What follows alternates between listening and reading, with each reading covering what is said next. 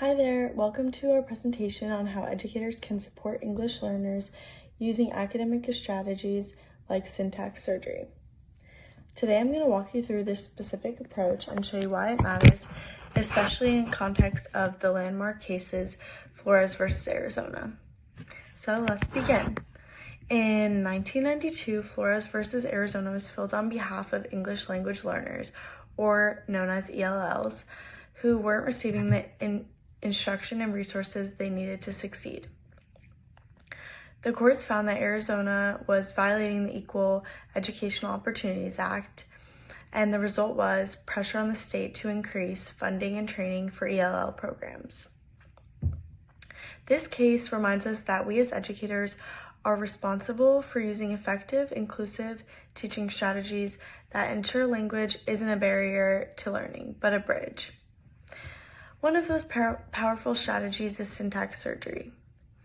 This strategy helps physically manipulate English sentences, so it's cutting them into phrases, rearranging them, and rebuilding them so that they better understand how language works. It's a GLAD strategy, which is GLAD, which is an acronym for Guided Language Acquisition Design. So it's perfect for diverse learners because it supports vocabulary growth, grammar, and comprehension in a hands-on way. Here's how it looks in an example. Let's say you're teaching a lesson in social studies and you take this sentence. So the sentence being, the court ruled that Arizona's support for ELLs was not sufficient. Now you write this sentence on a sentence strip and cut it like this. The court ruled, as one sentence, that Arizona's support, cut into another sentence, for ELLs, cut into another sentence, was not sufficient. And then that's cut into its last sentence. Students then rearrange it and talk about the sentence meaning, or try new versions, like Arizona's support for ELLs was not sufficient, the court ruled. So that you would say that more fluently, like, Arizona's support for ELLs was not sufficient, the court ruled. So it builds sentence fluency and critical thinking, being able to rearrange the words of the sentence. Now let me take you through a quick syntax surgery mini activity. This would be about 5 to 7 minutes of your class time, and it's perfect for small groups or whole class modeling. So I would introduce the sentence, something meaningful from the current unit. So let's use photosynthesis helps plants make their own food using sunlight. Then you're going to cut it into segments. So photosynthesis, 1, helps plants, 2, make their own food, 3, using sunlight, 4. Students work with sentence cards to reconstruct the sentence. I would walk around asking guiding questions and invite them to read their versions aloud. At the end of the session, we would regroup, compare constructions, and reflect. So some of the questions you could ask would be, did your version still make sense? What changed when you rearranged it? What vocabulary do we now understand better? The goal here is not just grammar, it's empowering students to understand and own English so that they're more comfortable using the English language in different ways. Syntax surgery is more than just an activity. It's a statement. It says, you deserve access to language and learning no matter what your background is. So it really makes kids feel more comfortable no matter their language on being able to rearrange the words and make them feel more comfortable in knowing how to chop up different sentences and rearrange them and get more fluent no matter what the sentence is and no matter what the words are.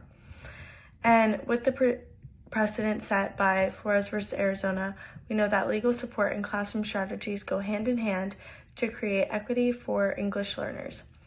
So grabbing those scissors and making it fun and giving every student the tools to unlock academic English will just help by using one phrase at a time. Thank you for watching, and I appreciate you guys listening. I think that this is a great strategy to use, and that using this daily in the classroom will definitely help students from other backgrounds learn English in a more fun and different way from the ways that they're probably used to. So thank you again. Hello, welcome to our presentation. My name is Danielle McKinley, and today I'm going to present how educators can best support ELL learners through verbal action. Verbal action is essentially introducing the topic and then identifying strong verbs, or in cases, switching weak verbs for stronger ones. Practicing sentences is a way to excel in verbal action. Applying these steps in writing is key for success in verbal action, and finally, reinforcing this and reflecting verbal action will also create a stronger foundation for growth while working with verbal action. So what is verbal action and how does it help English language learning students? Verbal action is mainly targeted towards younger learners. So verbal action it plays a key role by strengthening the understanding of sentence structure, vocabulary, and meaning through context. It connects words to actions like jump, run, or clap, and essentially makes it clearer for students who are learning English. Seeing these actions tied to verbs will better support the comprehension in reading for listening for English language learning students. Students will learn how to build correct sentences further, and this will strengthen grammar in English language learning students. Another way it may benefit these students is retaining the language through movement, as if they are more kinesthetic than others. Lastly, one more way that verbal action helps the English language learners is reducing the anxiety and creating a safe space for them to try out new words without as much pressure on their hands. Next, I would like to present a few activities that engage English learners in building these sentences while also trying to identify verbal action in each one of these.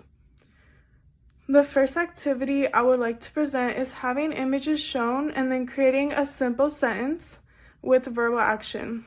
I would now give the students a minute to think about an answer and then call on some individuals. So after a minute passes, I would listen. For example, I would say, "Yes, Anna, what was your sentence?" I would say, "Yes, Anna, what was your sentence?" "Oh, the cat walks." Perfect. The verbal action is walks. Next, I would have a chart with verbs and have students write out the action for these verbs. An example represents the verb ball. The action would then be to throw. So the verbal action is such as throw me the ball or he throws the ball. The next activity I would present would be acting out the verbal actions. I would say the dog runs, then students run in place. I would say the cat jumps and then students jump in place. I would say the bird flies and then students pretend to fly. I would say the fish swims and the students pretend to swim. Or I would then say the frog hops and then the students pretend to hop. By doing this activity, the English language learning students learn these verbs by making it clear through the physical activity. Performing such actions like jumping, running, swimming, they can connect the meaning of the word to the word's action. By tying in motion and the word, it strengthens the memory and learning for the student. One reason why this is my favorite activity is because it provides a fun and engaging way to learn and reduces so much fear and anxiety, just because it is a more diverse and interesting way to learn verbal action. After these activities, I would most likely want comprehension questions or an exit ticket to solidify that the material was engaging and stuck to my students. The comprehension questions can look like, what do you do when you are tired? And they would say sleeping, which is an action, a verbal action. And then I would say, are you sitting or standing? Either way, one of these is a verbal action, whether it's sitting or standing. I would say maybe, can you jump like a bunny? And then they would say that they are hopping like a bunny. So I would say, let's walk. Now what are we doing? So walking is a verbal action. Show me how to swim. Now what are we doing? Can you do this? I would kind of act out a verb while the student would name it and act it out as well. So they would be identifying verbal action. And all of these questions are just to solidify that they comprehend what verbal action is before they would leave. That way I would have that information to reflect on. So in summary, verbal action is very important, and it could be contributed with physical actions like clapping, running, or swimming, just to help many students who are younger communicate and learn better. The younger children with ages 2 to 5 who really excel and succeed by learning their action, it helps them because they are learning to play and interact a lot with the activities that I would be doing. This is especially useful when using verbal action because we will have sentence structure, and we would also have the students be able to express themselves in a new way with the activities that I did, especially the ones engaging, such as running in place or flying in place. It would help reinforce the language through these physical cues, making learning engaging and effective, which is especially helpful for students that do not speak much English. It would help eliminate much fear and anxiety with learning how to comprehend verbal action. Also, with my example of running in place, I would help students hear the word in context and make it easier to remember overall. So in summary, verbal action activities can be used as a tool to support early language development, especially for one who is developing English as a second language. And I'll be finishing up our presentation on how educators can support English language learners using engaging academic strategies. So earlier we were introduced to syntax surgery, where students cut up and rebuild sentences to understand grammar and meaning. Then we were showed how verbal action uses movement and visuals to teach verbs and build vocabulary. So today I'm going to add on by sharing a couple more activity ideas, give tips for how to use these strategies with students at different levels, and demonstrate a final crossover activity that brings it all together. So to quickly review, syntax surgery is when students work with cut up sentences and rearrange them to understand sentence structure and build fluency. It's a hands-on way to break down grammar. And verbal action focuses on acting out or visually connecting to verbs so students can learn vocabulary through movement and repetition. So these are both great strategies because they are interactive, visual, and adaptable to all types of learners, especially students still developing their English skills.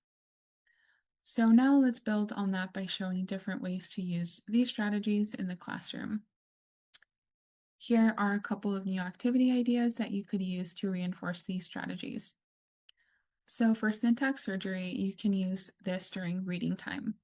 After reading a short passage, choose one key sentence and cut it up.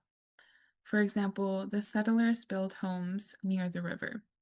You can cut it into the settlers, then builds, then homes, then near the river. You would have students work in pairs to reorder it, read it out loud, and maybe even change the words. So it would be something like the colonists built shelters beside the river. This adds vocabulary practice too. So for verbal action, you can create a verb wall with pictures. You can show a picture of someone jumping, swimming, or writing, and have students form sentences out loud. Like, she is jumping, they are writing a story. And to extend this, ask students to change the tense of the verb. So she jumped yesterday. She will jump tomorrow. This reinforces grammar and helps them practice verbs in different ways, perfect for both beginners and more advanced students. So now let's combine these two strategies in one classroom activity. It would go something like this. Okay, class, let's get started with our sentence for today. First, we're going to act out a verb. Everyone stand up and show me how a plant might photosynthesize. Okay, nice. I see some of you stretching your arms toward the sunlight. Now, let's look at our sentence. Plants make their food using sunlight. I've cut the sentence up into 4 parts. Plants, then make, then their food, then using sunlight. So now let's work together to put it back in order. Okay, you said plants make their food using sunlight. Okay, that sounds good. Anyone think it should be in a different order? Oh, okay, great thinking. You suggested putting using sunlight at the beginning. Let's try that out. Using sunlight, plants make their food. Does that order make sense? Yeah, it still works and even sounds a little bit more academic. So nice job noticing that. Now here's a challenge. Can we make the verb stronger using, or instead of make, what's a better word? Oh, produce. I love that. So let's try using sunlight, plants produce their food. Awesome. Now we've made our sentence more advanced just by switching out one word. Now this activity helps us with verbs, sentence structure, and vocabulary all at once. So to wrap it up, these strategies, syntax surgery and verbal action, give English learners tools to better understand English sentence structure and vocabulary in a fun, meaningful way. By using simple tools like sentence strips, pictures, and movement, we can turn our classrooms into spaces where all students feel confident learning and using English. Thanks for listening.